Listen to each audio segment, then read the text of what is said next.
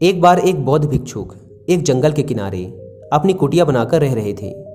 जब एक दिन वे ध्यान कर रहे थे, तभी एक नौजवान लड़का उनके पास आता है और उन बौद्ध भिक्षुक से कहता है, मुनिवर, मैं आपसे एक प्रश्न पूछना चाहता हूँ। बौद्ध भिक्षुक ने कहा, पूछो, क्या पूछना चाहते हो?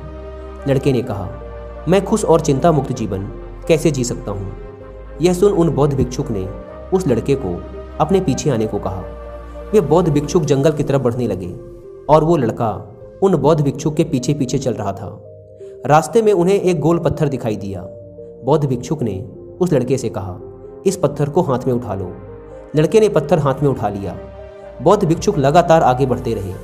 कुछ दूर तक चलने के बाद पत्थर के भार की वजह से उस लड़के के हाथ में दर्द होने लगा, लेकिन वो उन बौद्ध भिक्षुक के साथ जंगल में आगे बढ़ता रहा। कुछ समय पश्चात जब उसके हाथों की पीड़ा उसके लिए असहनीय हो गई, तो उसने बौद्ध भिक्षुक से कहा, अब इस पत्थर को मैं और आगे नहीं ले जा सकता। इसके भार की वजह से मेरा हाथ फटा जा रहा है। यह सुन उन बौद्ध भिक्षुक ने कहा, ठीक है, तुम इस पत्थर को नीचे रख सकते हो। लड़के ने पत्थर नीचे रख दिया। अब उसे बड़ा आराम महसूस हो रहा था, बड़ी खुशी मिल रही थी। लेकिन वे बौद्ध भिक्षुक लगातार जंगल में आगे बढ़ते जा रहे थे। कुछ दूर और चलने के बाद बौद्ध भिक्षुक ने उस लड़के से पूछा, अब तुम कैसा महसूस कर रहे हो?